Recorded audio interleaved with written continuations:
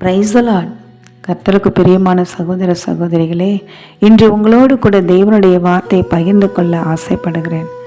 ஏசாயா தீர்க்கதரிசி புஸ்தகம் 53:12 சொல்கிறது, அவர் தம்முடைய ஆத்துமாவை மரணத்தில் ஊற்றி அக்கிரமக்காரில் ஒருவராக எண்ணப்பட்டு அநேகருடைய பாவத்தை தாமே சுமந்து அக்கிரமக்காரருக்காக வேண்டிக் கொண்டது நிமித்தம் அநேகரை அவருக்கு பங்காக கொடுப்பேன் என்று.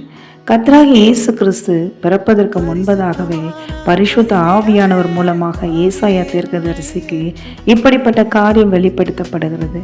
ஏசாயா 53:6 சொல்கிறது, நாம் எல்லாரும் ஆடுகளைப் போல வழி தப்பித்திருந்து அவனவன் வழியிலே போனோம், கர்த்தரோ நம்ம எல்லாருடைய அக்கிரமத்தையும் அவர் மேல் விழ பண்ணினார் என்று.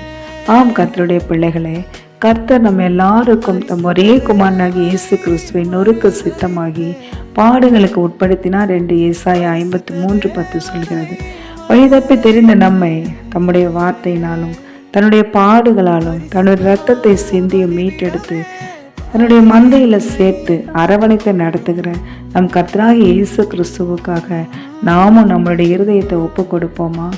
இதோ எனக்காக அல்ல, உங்களுக்காக உங்களுடைய பிள்ளைகளுக்காக அழுகள் என்று சொல்லி தன்னுடைய இறுதி மூச்சிலும், பிதாவே இவர்களை மன்னியும், இவர்கள் அறியாமல் செய்கிறார்கள் என்று அத்தனை வழியிலும் வேதனையிலும் நமக்காக பரிந்து பேசி நமக்காக ஜெபித்த அப்படிப்பட்ட உன்னத தேவனுடைய பிள்ளைகளாகிய நாம் இந்த அற்ப ஜீவியத்தை முற்றிலும் அவருக்கு ஒப்பு கொடுப்போமா?